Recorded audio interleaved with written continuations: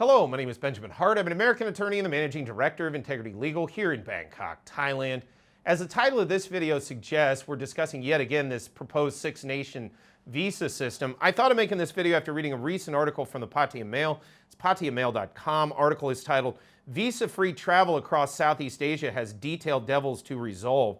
Quoting directly, Professor Titinan Pongsudhirak, based at Chulalongkorn University, said that several security concerns still had to be resolved as member states had very diverse immigration-related policies. For example, Thailand will next year introduce a prior automated entry requirement for all visa-free travel. Is this going to be in connection with the so-called electronic travel authorization? Because if so, I think that's a terrible idea.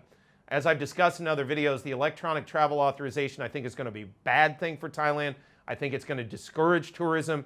I think it's unnecessary. We already have systems in place, including biometric screening, as well as the advanced passenger processing system, so-called apps, as well as PBICS, PIBICS. Again, I can't remember what that acronym stands for, but it's one of their enforcement mechanisms. We have the ability to monitor folks. Now, if they want to create some methodology by which you can just sort of scan your passport and pass through an electronic kiosk, okay.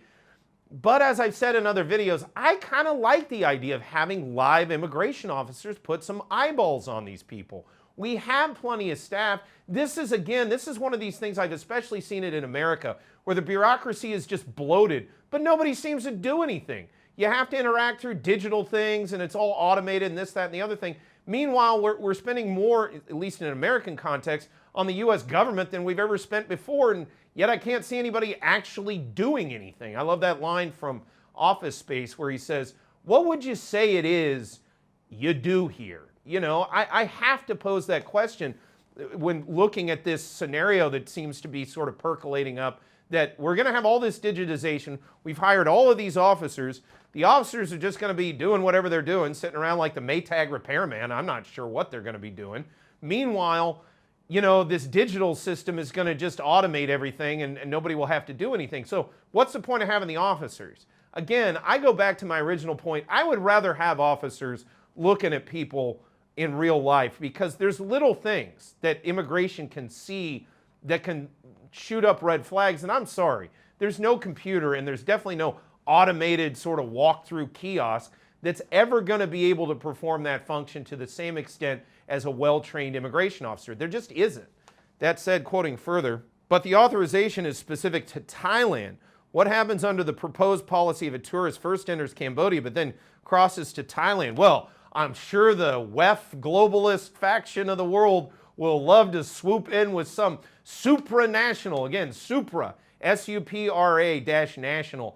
Get ready to hear that term a lot, especially in the context of the BRICS. By the way, I'm not one of these people who thinks the BRICS is some kind of savior out there. I know, especially in the alt media, there's many who think, oh, BRICS is going to save the world. No, it's another supranational organization. They keep talking about the same stuff we've ever heard about from any of these sort of supranational organizations, sustainability and green and all of this other stuff.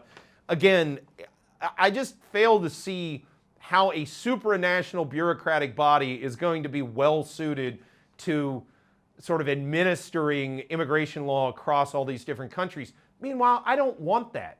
I want Thai immigration exclusively to deal with Thai immigration policy. I don't want anybody else. I definitely don't want any outsiders. They don't know what's best for Thailand. They don't know what's in Thailand's best interests. Why are we having them involved at all? And why do we need this six-nation scheme? It's not exactly hard to get into Cambodia. It's not exactly hard to get into Laos. It's not exactly hard to get into Vietnam. It's not exactly hard to get into Malaysia. It's not exactly hard to get into Thailand right now. You know, I know they want to add this ETA and all this bureaucracy, but it looks to me like all this talk of a pan-ASEAN visa and all of this, it's like window dressing for that bureaucracy. It's, oh, you're getting something out of this, so we can create a supranational panel that's going to administer all these countries' immigration laws and at the same time really provide no significant service to the people actually going through the channels.